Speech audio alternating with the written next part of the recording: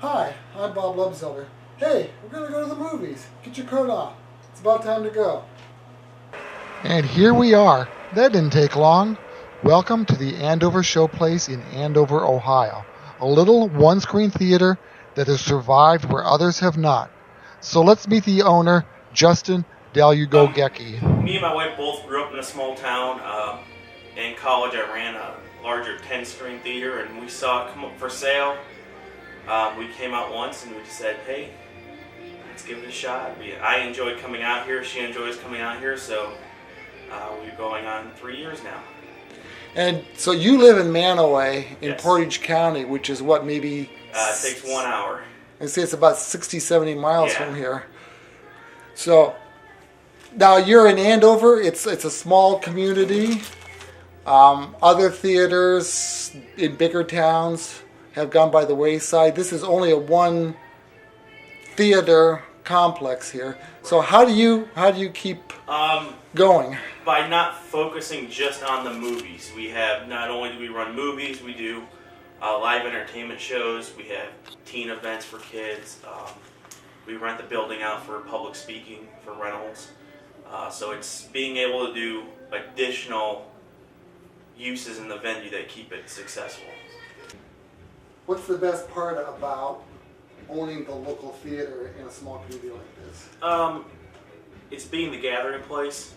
People come in before every movie and they're talking to each other. They know it, catching up on the news and everything before the movie starts, and the gossip, and just the kids, and the families can come and enjoy themselves. Do you get a lot of support from Andover? It's twofold. I think people love coming to the theater, but you better have good movies. So it depends mostly on what the weather's like and what movie you have. During the summer, matinee movies don't do well because most people are out farming or camping or outside enjoying themselves. So in summer, the nighttime movies do well, and when it rains, they do very well.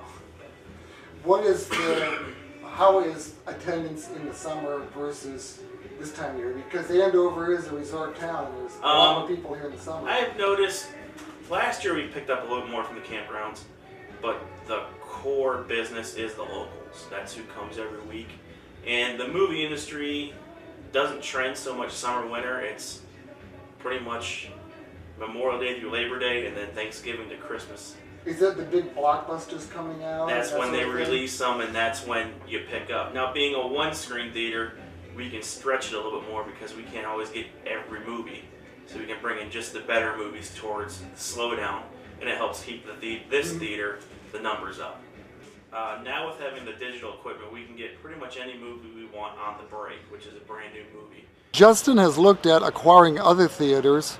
He actually looked at the old Conneaut Plaza Theater, but discovered that they had stripped the place of seating, the screen, and the sound system.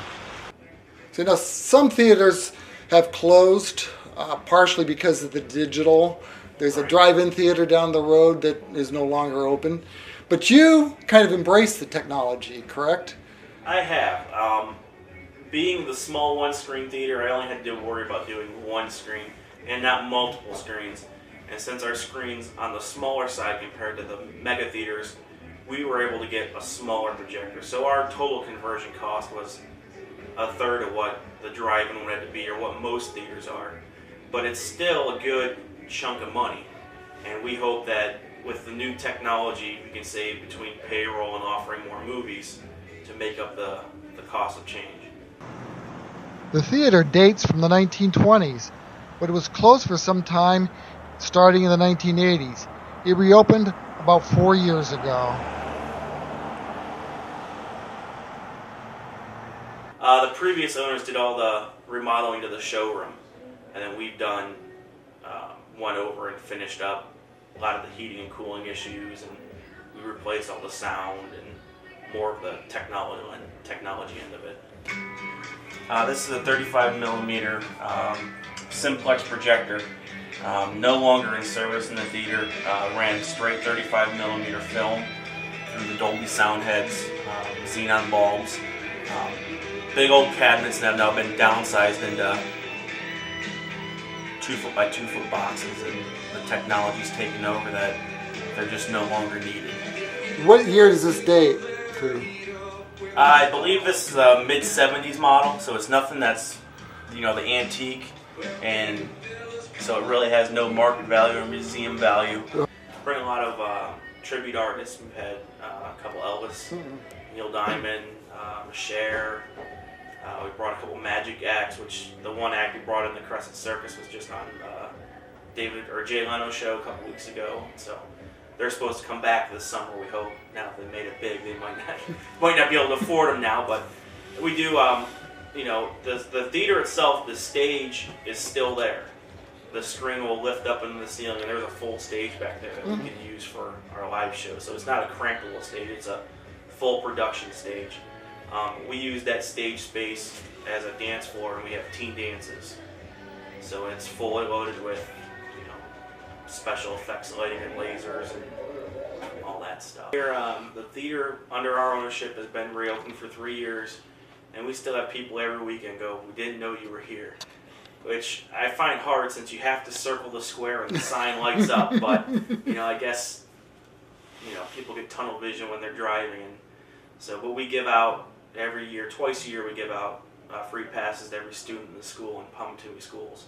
So we get people in that way, and then their parents go, "We didn't know you reopened." We got some more changes planned for this spring and summer. We're going to bring back the Rocky Horror Picture Show. We got a retro movie night coming in. It'll be every Thursday night all summer with all ladies movies. We got free kids movies every Saturday during the summer coming in. Besides its nostalgic feel and fresh popcorn, admission is just $5 for everybody, anytime. I'm Bob Lebzeller. I'll see you at the movies in Andover.